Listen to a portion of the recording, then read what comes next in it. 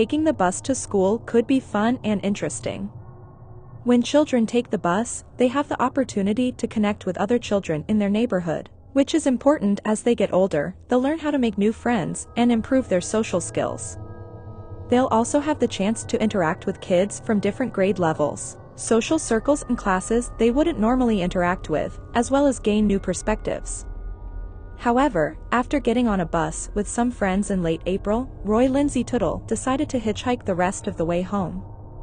But this isn't the first time he's done it. The last time he did it, he made it home safely.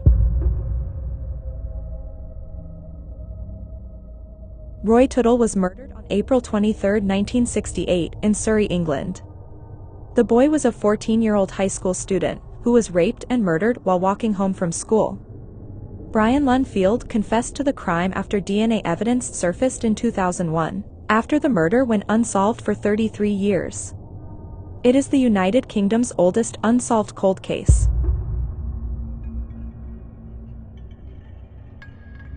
Roy Lindsay Tuttle, who his friends would call him Tuts, disappeared on his way from Kingston Grammar School in Kingston upon Thames, Surrey, to his home in Brockham, Surrey on April 23, 1968.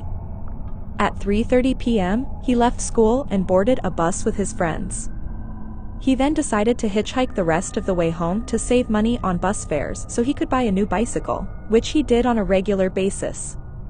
Tuts was last seen trying to hail a car in Chessington, Surrey. His parents Dennis and Hilary notified the police when he failed to arrive home by that evening. The police took a missing person report but didn't start looking into it until the next day. Finally, after 3 days of searching, the police officer discovered the schoolboy's body outside the gates of Cherkley Court in Mickleham, Surrey. He'd been sexually assaulted and strangled, and the only information police had was that the schoolboy was seen talking to the driver of a silver grey Austin Westminster Mark II car by the bus driver.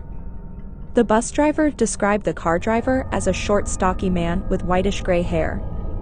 The same car had been seen near the body's decomposition. At the time, samples taken from his body and clothing were analyzed, but they resulted in no results other than the fact that the suspect belonged to the I or O blood groups.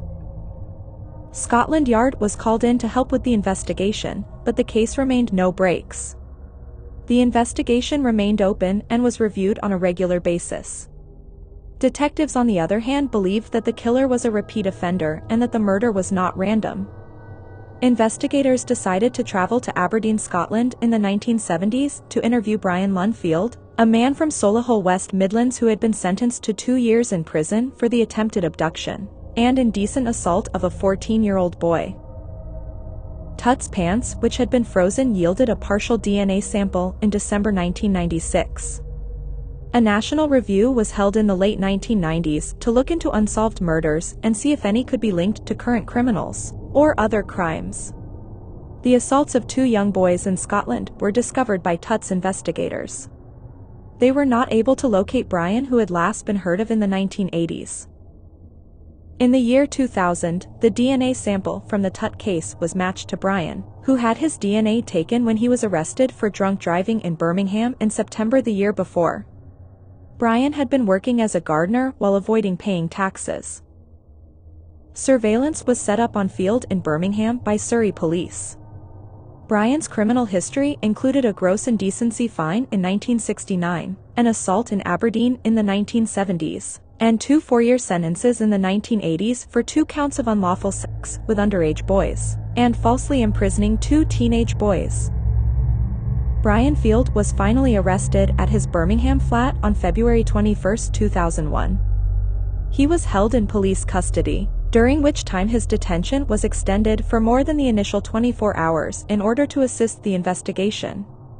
He denied knowing Roy Tuttle or having anything to do with his death, and while acknowledging his history of sexual misconduct against boys, he claimed to have moved on. He had been asked to submit DNA samples just before he was put in his cell for the 3rd night. He couldn't sleep that night, so the next day he confessed in detail to Tutt's kidnapping, rape and murder. He claimed to have picked up a boy who had gotten off a bus and thumbed for a ride. He claimed that he drove the boy to a lay-by and anally raped him over the front seat, then panicked and drove to another levee and strangled him twice with a rope wrapped around his neck. He kept the Tut's body in the boot of his car for several days before dumping him in the woods. He was then sentenced to life in prison for the murder of Tuts on November 15, 2001. He confessed to murder but not to sexual assault. Tut's parents died before his killer was sentenced, and his murder case had been Surrey's only unsolved child murder case until Field was found guilty. What do you think of the case that cracked in 2001? One of the UK's longest unsolved murder cases about a man who killed 14-year-old schoolboy Roy Tuttle in 1968. Let me know in the comments section below.